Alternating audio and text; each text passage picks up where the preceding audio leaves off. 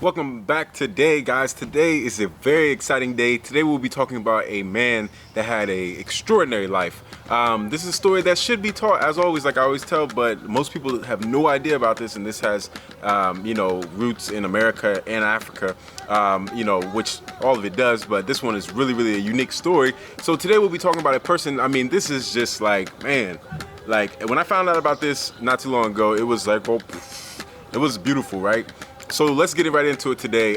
Today we'll be talking about Abdul Rahman. Abdul Rahman was an African prince from the Fouta Djallon kingdom in West Africa, and this was around in the 1700s. Now Abdul belonged to the Fulani ethnic group and studied many things in his life. And in 1774, Abdul left the famous and ancient University of Timbuktu, which is located in the country Mali, or was the Mali Empire back in the day, right? So in West Africa, to study law and philosophy. Now, after his studies, he returned to Fouta Djallon, which was he was the prince of that kingdom, Fouta Djallon, to take his role as prince in his father's court, everyday court. So his father's everyday affairs, he returned back to help his father with his everyday kingdom affairs, because he was a prince and his father was a king. And when Abdul returned to Fouta Djallon, he became leader of one of his father's army's divisions. So one of his father's division one of his father actually ran the whole army, but one of the divisions in the army, Abdul took over. So after taking over one of the king's many divisions, he led a campaign against the neighboring peoples and lost. He led a campaign against peoples that were neighboring to the kingdom, and he lost that campaign in that battle. And after losing the battle with the neighboring peoples, he was sold to a European and then put into slavery. Now, not knowing where he was headed, he did know that he was going to see things that he would never forget, and he saw things that he never forget while aboard the slave ship that was taking him to the Americas. And Abdul saw dead slaves being thrown overboard. And there was actually the ship's surgeon, Alexander Falconbridge, a white man, stated that the sharks would follow the ships in incredible numbers, waiting for them to throw off dead slaves overboard, or dead bodies overboard. And he saw many other gruesome things while on board the ship as well. Now, Abdul was very, very intelligent man, being a prince and going to Timbuktu and studying in Fouta Djallon, and he could talk his way out of a lot of situations.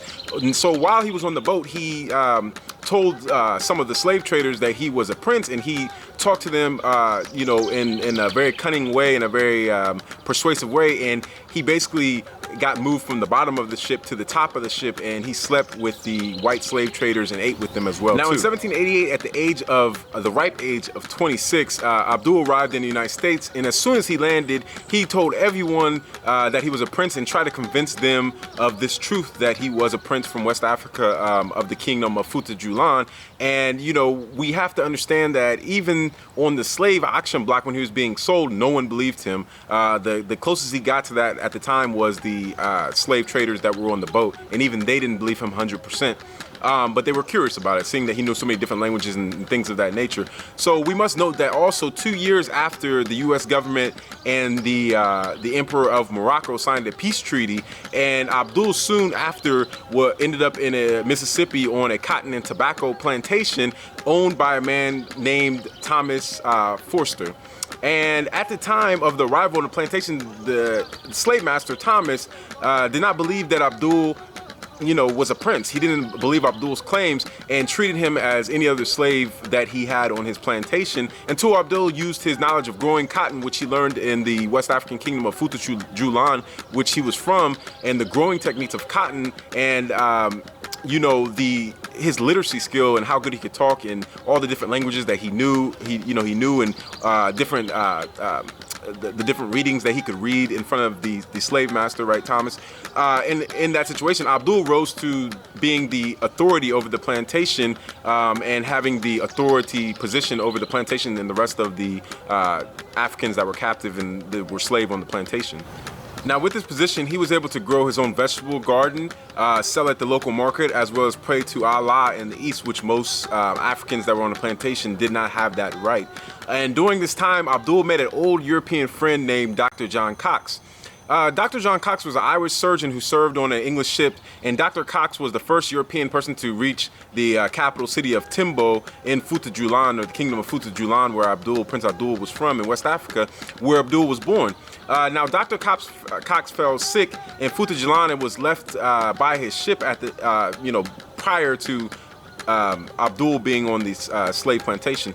And Dr. Cox, when Abdul was back in Fouta Djallon, and Dr. Cox ended up staying in Fouta Djallon for 6 months and was taken in by the Prince Abdul and his family.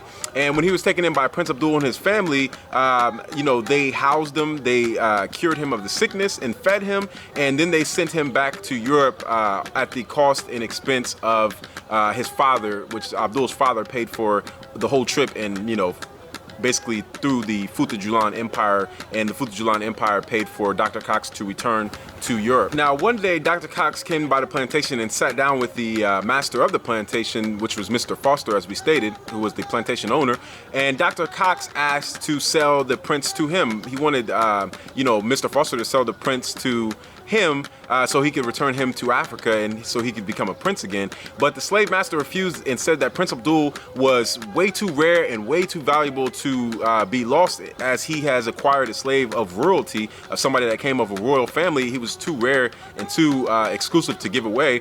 And Dr. Cox tried to free Abdul until the end of his life, which was in 1816. And soon after this, his son took up the case to free Abdul and continued the freedom process of Abdul. Abdul soon studied when he could, and he soon became aware of the friendship treaty of that the Empire of Morocco, or the Kingdom of Morocco, and the United States had signed together. And the Emperor of Morocco was the protector of all the Moors found of every shore of the globe, and guaranteed the freedom of any Moor in the United States. And Abdul, being a trained lawyer and observer of the American socio-economic ties, he understood the significance of the treaty, especially. And Abdul, being a Moor by definition, which is a noble, who had been sold into slavery after the treaty was signed, Abdul understood that he should have been free the whole time and should be free right now. And in 1826, Abdul wrote the President of the United States of America, he wrote to them the rights of Articles 2, 6, 16, and 20 of the Moroccan king, and the treaty, which stated all Moors should be free after the peace treaty signed in 1776. Now, Abdul wrote to the president, and he stated that he was a Moor, and his rights of being a Moor mean that he could not be captured in war or through the slave trade network. And Moors as freemen under the Constitution of the United States of America under Article 2 of the treaty, a Moor captive who falls into the possession of the United States was entitled to his freedom, the Moor's freedom. And Abdul urged the Secretary of State to take immediate action of his release and requested a dispute settlement between the slave master and himself. And after going back and forth for a while and confirming his Moorish features, as well as confirming Abdul's story with Dr. Cox's family and the Emperor of Morocco, the prince had been confirmed to be a real prince of royalty and of Moorish descent. The Emperor of the Empire of Morocco soon sent for Abdul, and Thomas Foster agreed to release Abdul at that time. Now, in 1828, he was released and freed after spending 40 years in slavery. Abdul traveled and tried to stop slavery, in America, but he had little to no luck with this, and he was no longer interested in being a free man in America. So within 2 days of his freedom, he raised $200 to free his wife and assumed he could do the same for his children as well. Before going back to Africa, Abdul and his wife went to various states, and then after all, visiting many states in America, they eventually ended up in the capital in Washington, D.C., and they would arrive in African princely robes. So they were wearing really royal West African cloth and clothing, and helped speak, and they went to help with the speeches to stop slavery and to raise donations for the freedom of his kids, which were still slaves in Mississippi. And at the time, Abdul was the most famous black man in North America, the most famous black man known as the African Prince or the Moorish Prince. And after 10 months of touring America, Abdul knew that his mission in America was over, and him and his wife left America to go back to Africa and arrange for family members to raise funds and free their children while they go back to Africa, and then send them at a later date. So in 1829, Abdul returned to Africa, but before he did, he met with the president, who personally apologized for his misuse and him being put into slavery. And when Abdul arrived in Africa, it was a different place than what he had left. So when he arrived in Liberia in West Africa, him and his wife were instant sensation with their story and him being of royalty. And, you know, they lived a good next 4 months, but unfortunately 4 months after their arrival, later he came down with a fever at the age of 67, and he still lies buried in the West African country of Liberia. So today we learned about a prince that was turned, West African prince turned American slave, and then headed back home with his dignity as a prince, and he always knew that he was a prince. So in his mind, he never was a slave, but we learned about somebody new today. You can always take a trip down to Mississippi, and they have this down in Mississippi, and you can learn about it more at museums, and you can also learn about it in Liberia and West Africa. And we learned about another prince today. We're going to keep it moving. And hey, maybe some people that are alive right now come from him are still royalty. Actually, he has descendants that moved, or I'm sorry, actually was born in Liberia, and then they moved back to, I want to say, Chicago or someplace in the United States. So it's really interesting story. But as always, yo, black people, know your history, know your great lineage, and we learned about another African prince today. I'm out, black people. Peace, peace.